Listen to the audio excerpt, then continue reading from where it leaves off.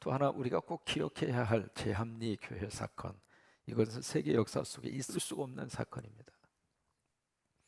계속해서 이 만세운동이 퍼져가는 것을 우려했던 일본의 경찰들은 거기에 주도자들을 30명을 모아서 어디로 모이도록 했느냐, 제합리 교회에 모이도록 했죠.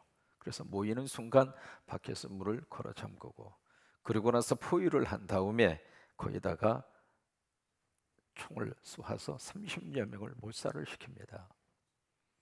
그것으로 부족해서 증거 인멸을 위해서 불을 질러버립니다. 이게 무슨 얘기냐면, 이제 그 사건은 굉장히 그 상징적인 의미를 가지고 있거든요. 그만큼 3.1 운동에 있어서 가장 중요한 주축적인 역할을 했던 장소가 교회였고, 그 일에 있어서 가장 앞장서서 뛰어갔던 사람들이 누구냐면 예수 믿는 사람들이었다. 그러니까 예수 믿는 사람들이 민족의 아픔과 민족의 눈물을 외면하지 않았고, 예수 믿는 사람들이 민족의 고통을 내 고통으로 받아들이면서 같이 분연히 일어나게 됐고, 그래서 교회를 중심으로 철저히 교회가 세상과 나라와 사회를 외면한 것이 아니라 세상과 나라와 국가를 내 문제로 끌어안고 같이 몸부림쳤던 의미적인 사건이 바로 3.1 운동입니다. 또 하나, 세 번째로 이 3.1 운동의 역사적인 의미가 있습니다. 이 3.1 운동은 성서적인 사건입니다. 구약 성경에 있어서 가장 중요한 의미를 가지는 구약 성경 전체를 끌고 가는 축이 있습니다. 그 축이 바로 뭐냐면 엑소더스입니다. 출애굽입니다. 그래서 구약의 모든 역사의 가장 중심축에는 출애굽, 첫 번째 엑소더스, 첫 번째 출애굽의 사건이 바로 이스라엘 백성들이 애굽에서 430년 동안 살던 그 백성을 누가 끌고 나와요? 모세가 끌고 나온다, 첫 번째. 하나님이 끌고 나온다, 두 번째. 누가 끌고 나와요? 예, 그래요. 그러니까 모세는 드러난 하나의 존재일 뿐이고, 그 출애굽의 사건을 주도적으로 끌고 가시는 분은 누구였느냐면 하나님이셔요. 근데 이 구약의 역사 속에서 그 출애굽이 차지하고 있는 역사적인 의미가 엄청나게 큽니다. 그런데 또 하나, 출애굽과 버금가는 또 다른 하나의 엑소더스가 있습니다. 그것이 바로 뭐냐면 바벨론으로부터의 70년 포로 생활이 끝나고 고국으로 돌아오는 사건입니다. 이 두 가지의 사건이 구약 성경 속에서 아주 중요한 의미를 가지고 있는 사건인데, 두 가지의 사건이 가지고 있는 그 가장 중요한 내용은 자유입니다. 그게 두 사건이 가지고 있는 아주 중요한 의미예요.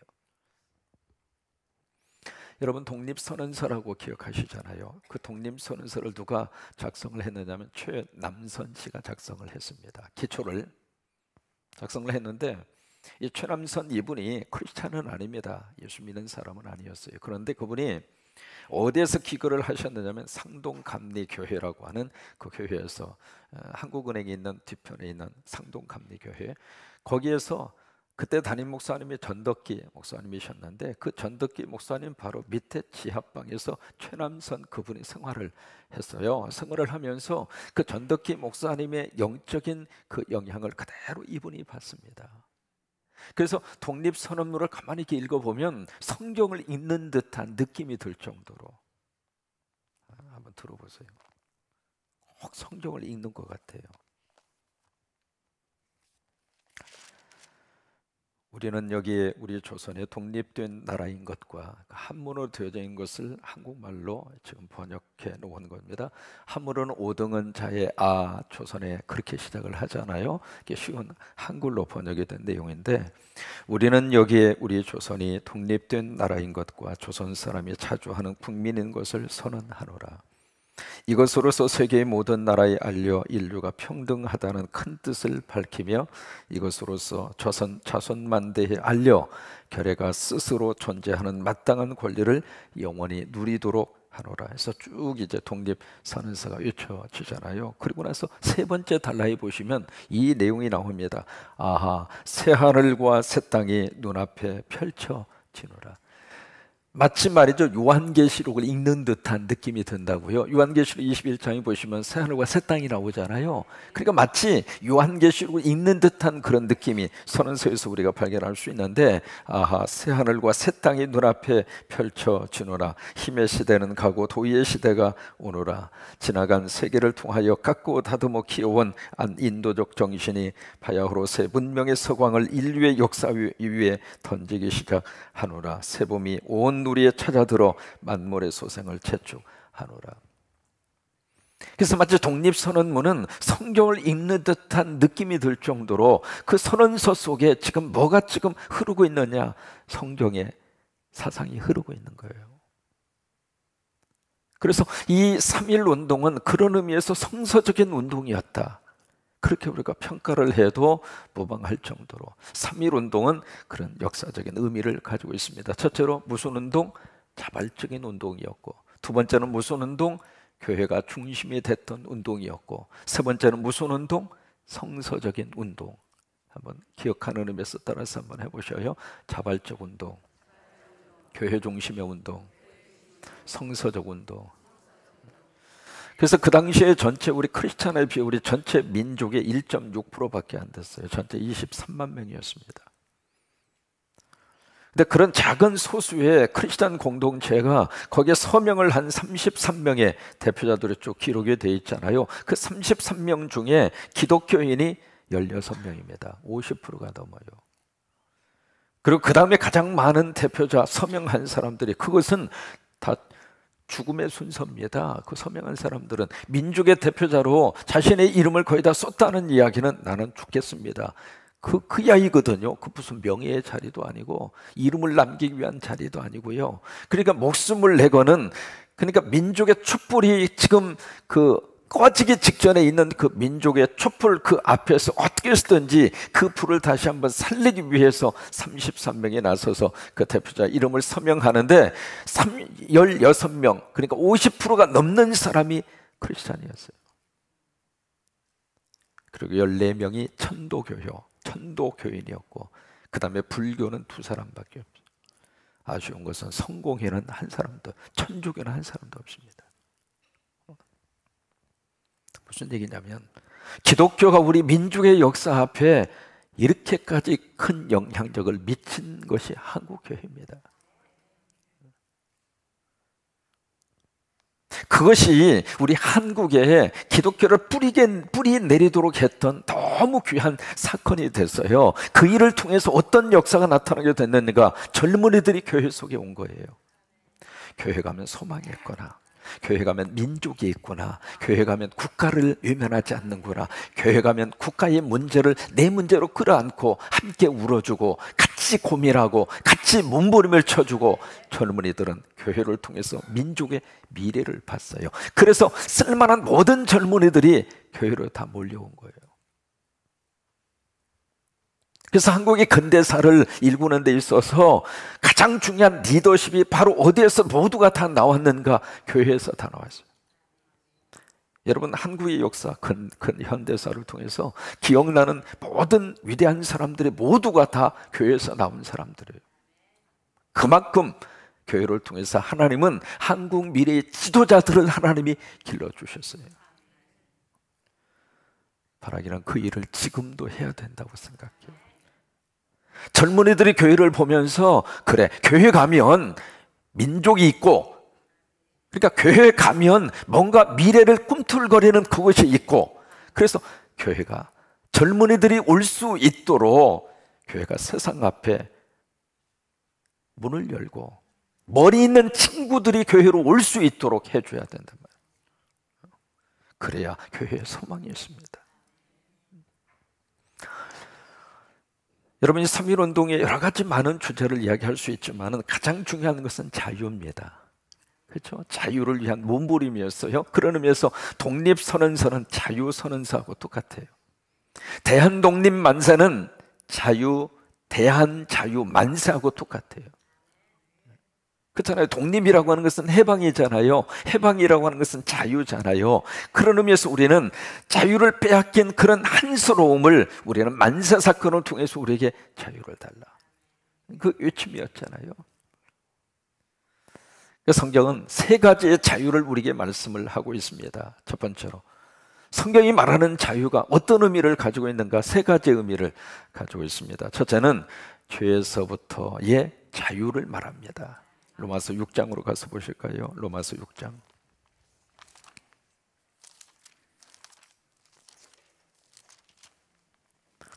15절부터 18절까지입니다.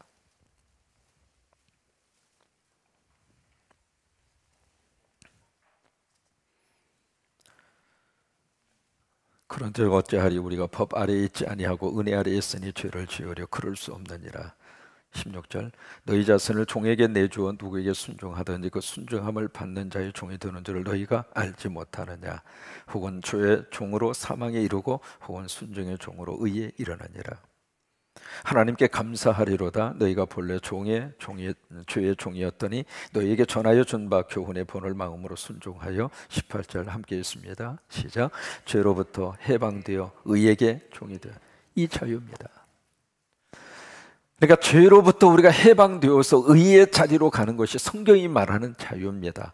그러니까 우리가 세상적으로 자유를 누리고 있다 할지라도 아직도 죄에 매여 있으면 자유가 없다 이 말이에요. 사람은 참 어쩔 수 없습니다. 뭔가 잘못하잖아요. 뭔가 이렇게 캥기는 게 있잖아요. 그러면 잘못한 그 사람, 그것에 철저하게 우리가 종이 될 수밖에 없어요. 형이 뭔가 잘못을 했어요. 근데 그 동생이 그것을 딱 봤어요.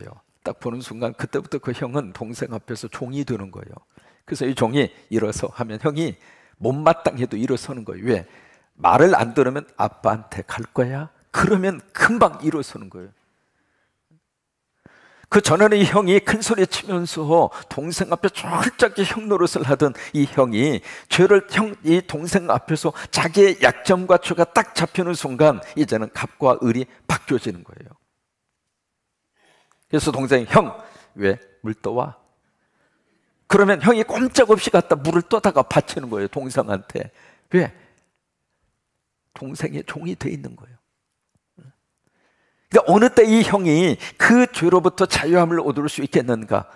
아빠 엄마한테 가서 솔직히 토해 놓는 거예요. 그 다음부터는 이 동생의 종이 안 돼 있어요. 동생, 형, 물 떠와. 이 자식, 네가 갖다 떠먹어 이놈아. 아빠한테 이럴 거야? 일러봐라, 일러봐라. 아빠한테 다 말해버렸는데. 그러니까 성경이 말하는 진정한 자유는 죄로부터의 자유입니다. 죄의 문제가 해결함 받아야 진짜 자유예요. 그 죄의 문제를 어떻게 해결함 받을 수 있을까? 하나님 앞에 토해놓으면 돼요. 두 번째로 성경이 말하는 자유는 무엇일까? 죽음에서 생명으로 옮겨지는 것이 성경이 말하는 자유입니다. 요한복음 5장으로 가서 보십니다.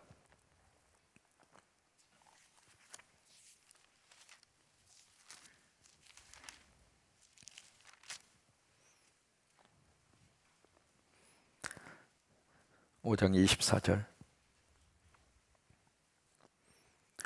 내가 진실로 진실로 너희에게 이르노니 내 말을 듣고 또 나 보내신 이를 믿는 자는 무엇을 얻었어요? 영생. 이게 완료형으로 되어져 있습니다. 영생을 이미 얻었다 이 말이에요. 그리고 그것으로 끝나지 않고 심판에 이르지 아니하나니 사망에서 생명으로 어떻게 됐어요? 옮겨졌어요. 이게 자유입니다. 그러니까 어떤 사망에서 우리들이 계속 머물러 있는 것은 아직 자유가 없는 거예요. 성서적인 두 번째의 자유는 사망의 자리에서 생명으로 옮겨지는 거예요. 이것을 고린도후서 5장 1절로 가서 보실래요? 이렇게 표현하고 있습니다. 고린도후서 5장 1절. 우리가 옮겨지는 것을 고린도후서 5장 1절에 참 기가 막히게 표현을 하고 있습니다. 고린도후서 5장 1절. 만일 땅에 있는 우리의 뭐가 무너져요? 장막집이 무너져요. 근데 이 장막집이라고 하는 것을 영어로 텐트라고 했어요. 텐트. 그 텐트가 무너지면 하나님께서 지으신 집, 근데 그 집은 영어로 빌딩이라고 했어요. 참 재미있는 표현을 쓰고 있거든요. 우리말 번역에는 그냥 장막집, 그냥 하나님이 지으신 집, 그냥 집 그렇게 되어져 있지만 영어 성경에 보시면 앞부분은 텐트이고 뒷부분은 빌딩이에요. 그러니까 이 세상에서의 우리의 육신의 장막집이 무너지면, 우리의 텐트가 무너지게 되면 하나님께서 지으신 빌딩, 그렇게 표현할 수 있거든요. 곧 손으로 지은 것이 아니요 하늘에 있는 영원한 집이 누구에게 있어요? 나에게 있단 말이에요. 이것이 성경이 말하는 두 번째 자유예요. 그러니까 사망에서 생명으로 옮겨지는 것이 자유입니다. 왜? 인간은 가장 힘들고 고통스러운 문제가 죽음에 대한 문제예요. 그것이 우리를 얽매이고 있거든요. 우리를 종으로 지금 부려먹고 있거든요. 우리를 두려움에 떨도록 만들어주고 있거든요. 근데 이것으로부터 어떻게 우리가 자유를 얻을 수 있을까? 사망에서 생명으로 갈.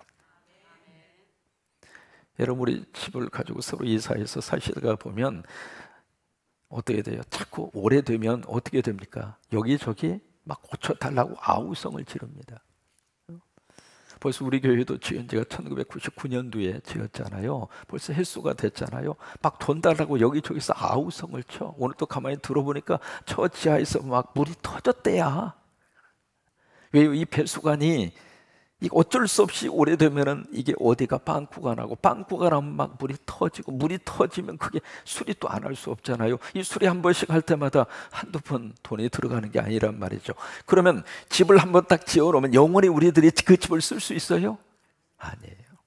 그러면 이거 고치고 저거 고치고 이제 내일이면 여기에 새로운 의자가 와서 딱 와서 이게 될 터인데 아마 틀림없이 그런 반응이 나올 것 같아요. 의자 딱 갖다 놓으면 목사님 우리도 바꿔주세요.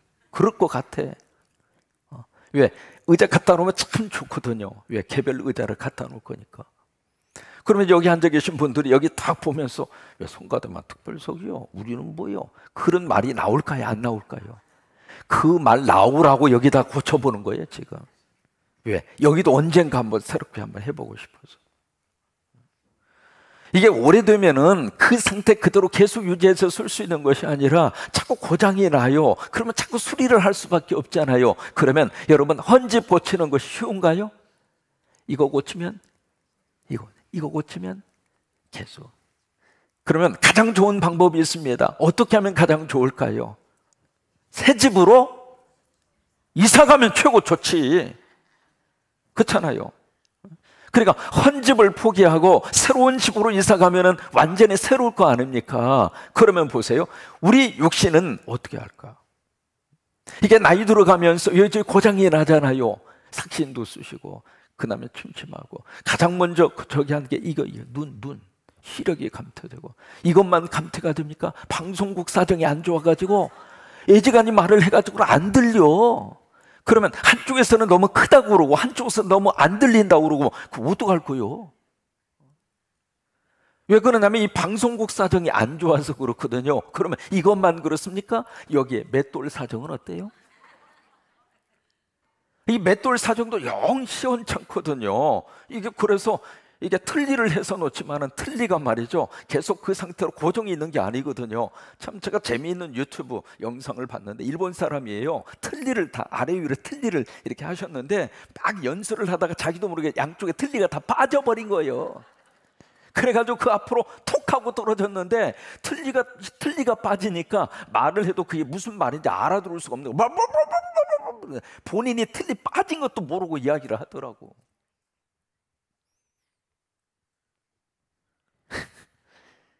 사람이 다 그래요. 누군 그렇고 누군 안 그렇고 그거 아니거든요. 세월 지나면 다 헌집된다 이 말이에요. 세월 지나면 다 고장난다 이 말이에요. 그러니까 그러려니 하고 살아야지. 왜 이러냐고. 뭐가 왜 이러긴 왜 이래요. 그만큼 써먹었으면 됐지. 벌써 몇십 년 써먹었습니까? 전 개인적으로 아버님 48에 세상을 떠나셨기 때문에 48 지난 다음부터는 덤으로 산다고 생각하고 살아요. 나는 개인적으로. 가장 좋은 방법은 그 헌집을 어떻게 수리해서 그렇게 해서 우리가 살기는 살지만은 만족할 수가 없다 이 말이에요. 그러면 어떻게 하는 것이 가장 좋은 방법인가? 새 집으로 가는 거예요. 새 집으로 가는 것이 천국 가는 거예요. 다시 할게요. 이 땅에 헌집 놓고 새 집으로 가는 것이 천국 가는 거예요. 아멘. 그게 천국이라 이 말이에요. 그냥 여기서 수리를 해서 어느 정도 살 수는 있을지 몰라도 이 수리한다고 해서 다 고쳐지지가 않으니까 그냥 하나님께서 주신 생명 그냥 감사하면서 그렇게 살다가 도저히 안 되겠다고 생각하는 순간에 우리가 육신의 장막집을 벗고 새 집으로 이사 가는 거예요. 그게 성경이 말하는 두 번째의 자유입니다.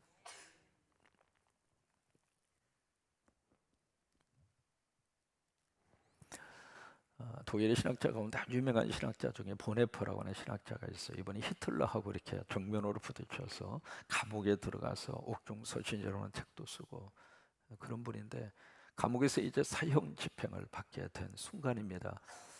사형소들은 그날 아침 철커덕 열리면서 몇 번을 부르는 순간 직감한다고 그럽니다. 오늘의 마지막 날이구나. 본인만 아는 것이 아니라 같이 수감생활 하던 사람들도 그걸 직감한다고 그럽니다. 그래서 이제 보네퍼 그분이 풀려서 가는 순간 본인도 알고 거기 있는 수감자들도 알았던 거죠. 그래서 모두가 침통한 표정을 짓고 있는 그 순간에 보네퍼 목사님 마지막 했던 유명한 말이 있습니다. 형제 여러분, 너무 슬퍼하지 마십시오. 나는 새로운 삶을 향하여 가고 있습니다. 그게 크리스찬의 죽음에 대한 태도입니다. 끝나는 것이 아니라 새로운 인생을 향하여 나는 가고 있다, 이 말이에요. 그게 진짜 자유예요. 그 자유가 없는 사람은 죽음 앞에서 벌벌 떠는 거예요. 우리한테 그런 자유와 해방이 있게 되기를 바랍니다. 세 번째로 성경이 말하는 자유가 무엇일까? 두려움에서 평안함을 갖는 것이 성경이 말하는 자유입니다. 요한복음 14장 1절로 가서 보실까요?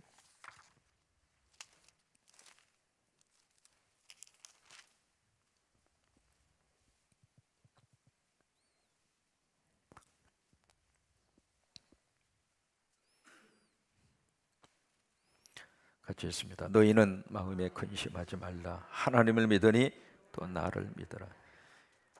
이제 마음에 근심하지 말라 그 말씀을 하시잖아요. 그러니까 진정한 자유는 두려움에서 평안함을 갖는 것이 성경이 말하는 자유라 이 말이에요. 왜요? 우리 안에는 두려움에 대한 잠재적인 요소를 엄청나게 가지고 삽니다. 내일은 어떨까? 자녀들은 어떻게 될까? 우리 미래는 어떻게 될까? 참 묘한 것은 두려움이 우리 속에 밀려오기 시작하면 두려움의 그 바이러스를 퇴치시킬 수 있는 백신이 별로 없습니다. 미국의 경제 대공황을 겪거든요. 근데 그때의 대통령이 루즈벨트 대통령이었잖아요. 우리가 IMF를 겪어서 경제 대공황이 어떤 상태인가 어느 정도 느낄 수 있잖아요. 그래서 루즈벨트 대통령이 그때 미국 사람들이 했던 말이 있습니다. 우리가 진정으로 두려워할 것은 두려움 그 자체입니다. 왜냐하면 두려움이 몰려오기 시작을 하면 그 두려움이 현실과 우리의 사실 자체를 너무나 왜곡시킵니다. 그래서 2차 세계대전 때 전쟁터에 가서 죽은 사람보다도 그 전쟁에 대한 두려움 때문에 죽은 사람이 숫자가 더 많습니다. 지금 미국에서 가장 많이 팔리는 약이 무슨 약이냐면 두통약입니다. 그리고 신경안정제. 근데 그것은 한국도 비슷합니다. 형편이 나아지고 여건이 지금 좋아진 것은 사실인데 왠지 모르게 불안과 두려움의 요소가 더 많아진 거예요. 그래서 하나님이 말씀하시는 자유는 그 두려움에서 평안함으로 옮겨지는 거, 그게 자유입니다. 그러면 그 자유를 누가 주시는가? 오늘 요한복음 8장 32절 진리를 알지니 진리가 너희를 자유케 하리라. 그러면 그 자유를 누가 주시는가? 진리가 줘요. 그럼 그 진리가 바로 누구일까? 요한복음 14장 6절 말씀 나는 길이요 진리요 생명이라. 그때의 나가 누구일까요? 예수님이죠. 그러면 자유는 누가 주시는가? 예수님이 주셔요. 예수님이. 오늘 97도를 맞이하는 3.1절 기념 에스더 구국기도 후에 정말 우리 안에 이런 자유의 축복이 함께할 수 있게 되기를 주의 이름으로 축원합니다. 첫 번째는 죄에서부터 자유입니다. 두 번째는 사망에서부터의 자유입니다. 세 번째는 두려움으로부터의 자유입니다. 그 자유가 있을 때 정말로 우리가 예수님 안에서 오늘 하루를 웃으면서 기쁨으로 살아갈 수 있는 축복이 우리 안에 주어지게 될 줄로 그렇게 믿습니다. 하나님, 우리 에스더 구국 기도회를 허락하시고 이 저녁에 우리 기장에 속한 모든 여신도인들을 중심으로 함께 나라를 위해서 기도하게 하시고 3.1절 이 대한독립 만세의 사건을 다시 한번 성서적으로 조명하고 진정으로 하나님께서 주시는 자유가 우리 안에 있을 수 있도록 도와주시기를 원합니다. 이 민족이 여러 가지 많은 걱정과 문제 속에 있습니다.